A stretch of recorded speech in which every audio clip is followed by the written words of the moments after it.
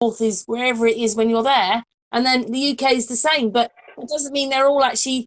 It's everybody's north, and everybody's got a different north probably.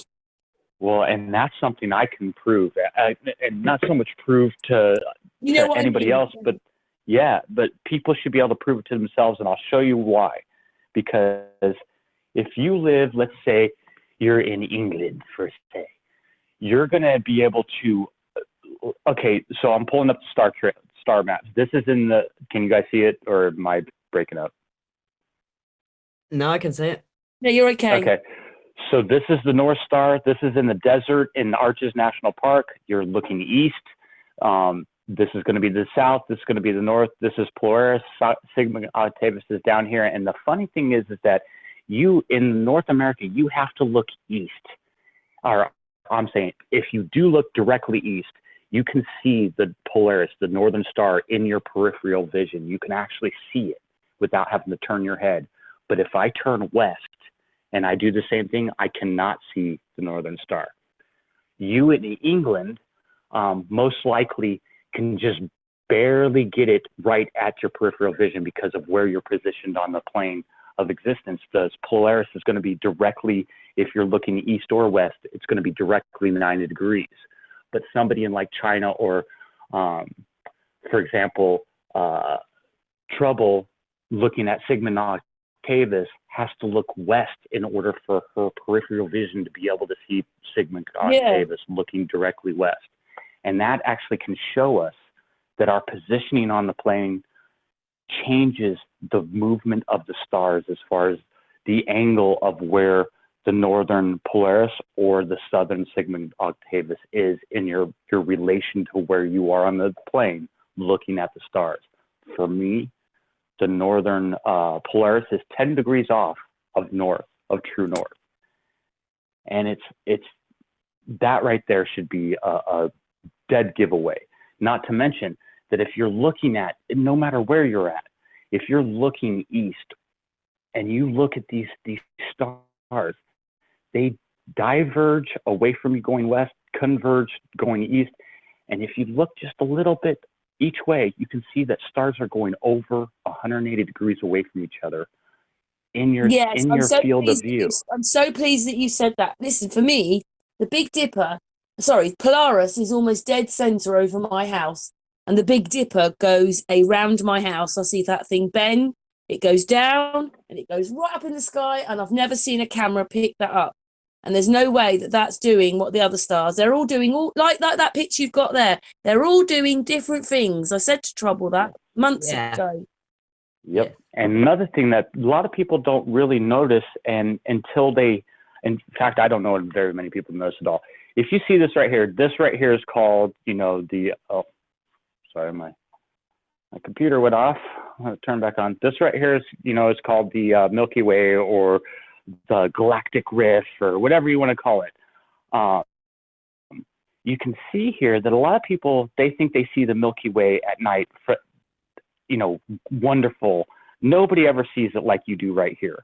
But the funny thing is that people don't understand that the Milky Way splits, and what part of it goes around the southern pole and part of it goes around the northern pole. People just think it's one solid, thing that goes around like this. But it doesn't, it splits. And the funny thing is that on the south, it's 5 times brighter than on the northern disk. And I'll say that again.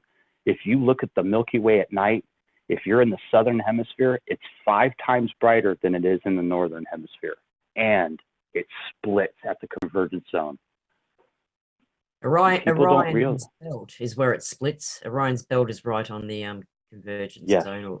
Right below it. Yep. Equatorial equator. That picture looks like a firework going off or something. It looks like that, doesn't it? The celestial equator is what they call it, the celestial equator. It's all these new words I'm learning.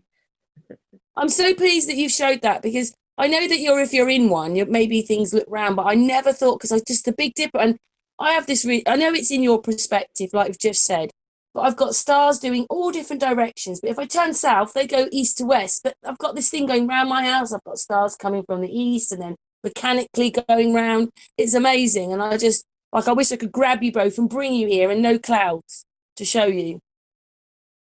Yeah, no, and that's the thing that I think is messing up a lot of even people that look at the stars every night. They don't see what other people see from a different position, so they think, oh, everybody sees the stars like this, and we don't.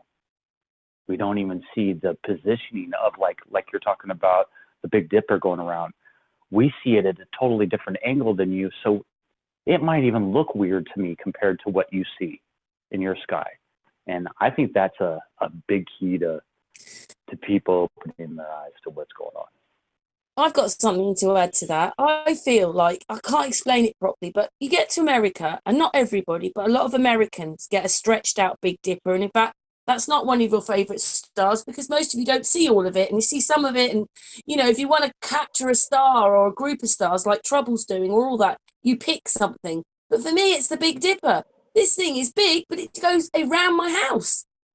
So we have to be in the middle of something here because it goes around my house. Right. And it is because of where you're at too. That's true. You do see it all the time. And yeah. I see it. I see it every night. It doesn't matter what time of the year. It's just a matter of what time of night. But you would think that you'd be at the North Pole to, have Polaris underneath you and the stars going around you. But well, just to explain, I went to Denmark and I was expecting the Big Dipper to be even bigger going around my friend's house in Denmark. And it didn't. I had to go down her garden and go, and in looking at it, it looked over this field and it was going around there. And I thought, what? And then, of course, in America, it's stretched out and big. So I've thought, well, we must be more north than everybody. Polaris is almost bang. My house faces north, south, east, and west. It's a bit ironic, really, because I didn't buy the house for all this. We just got into what we've got into, research and watching with the sun coming up. Very quickly, because we're not talking about the sun. But for me, if you've got a protractor and put it on the row of houses next door, the sun comes up on that semicircle. A semicircle? It comes up on anywhere of there, but it always heads to this track and goes across. It's the most bizarre thing, but it won't do that for Trouble. And she has to have the